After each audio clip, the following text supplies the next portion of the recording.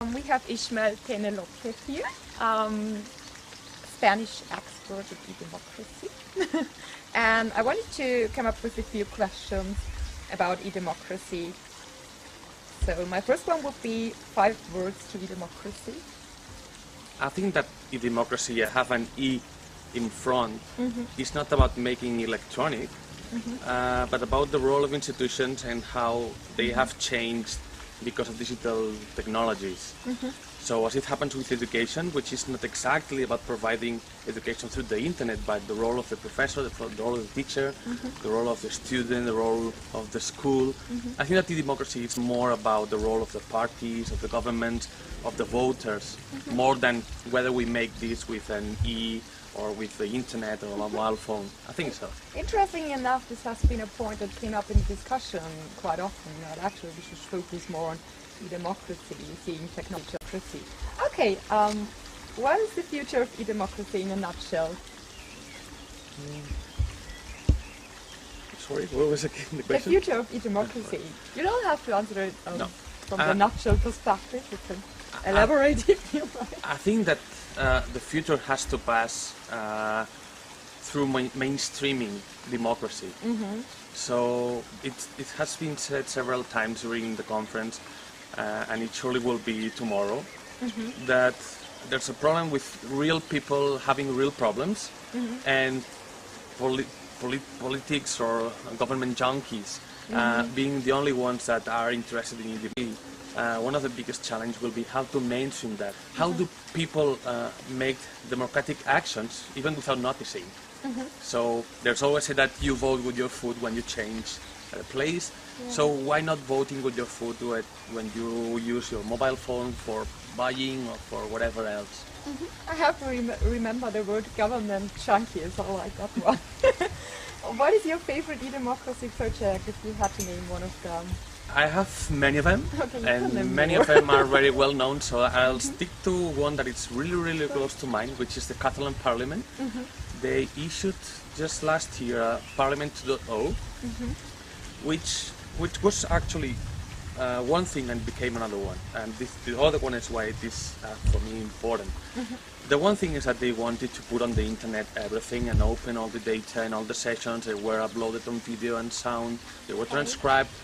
All the blogs from the members of parliament were made public, they were syndicated, all the Twitter accounts, I mean, everything you can imagine, all the Facebooks and everything was put on there. Media mix going on. But the good thing is that people used that information. So now it happens every day that there's a plenary session for the members of the parliament. Many people, all the political junkies, but many people follow the session and take part in it through Twitter or through emails. They post afterwards on their blogs the opinion on the session.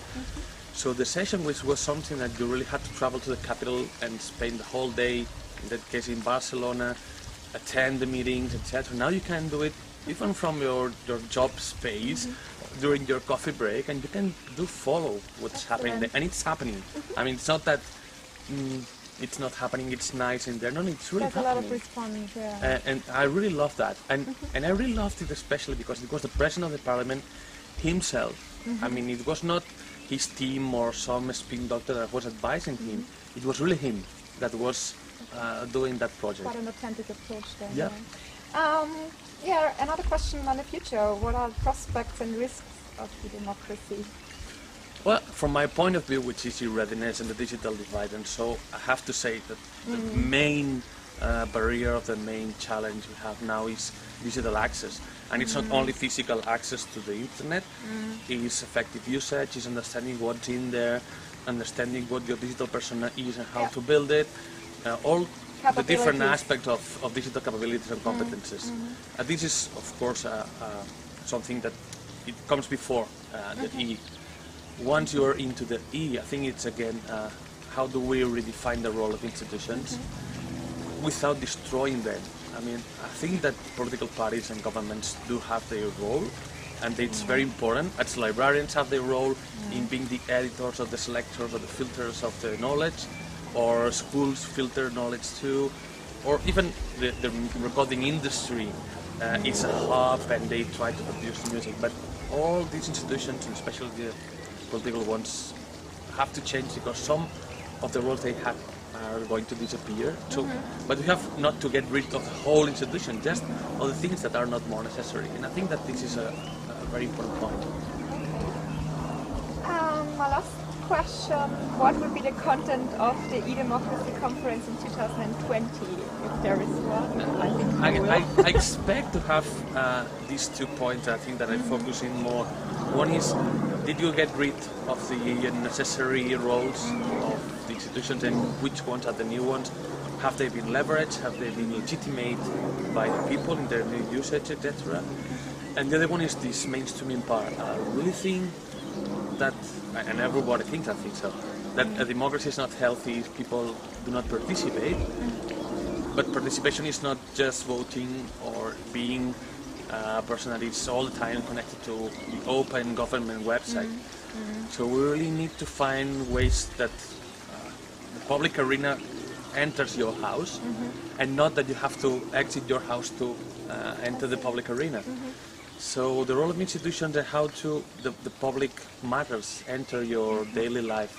I think that this should be things that, if not solved, will be really thing that can be dealt with in 10 years now. We will probably not solve it completely, but there will be a progress. So, Okay, thank you for your comments. thank you very much.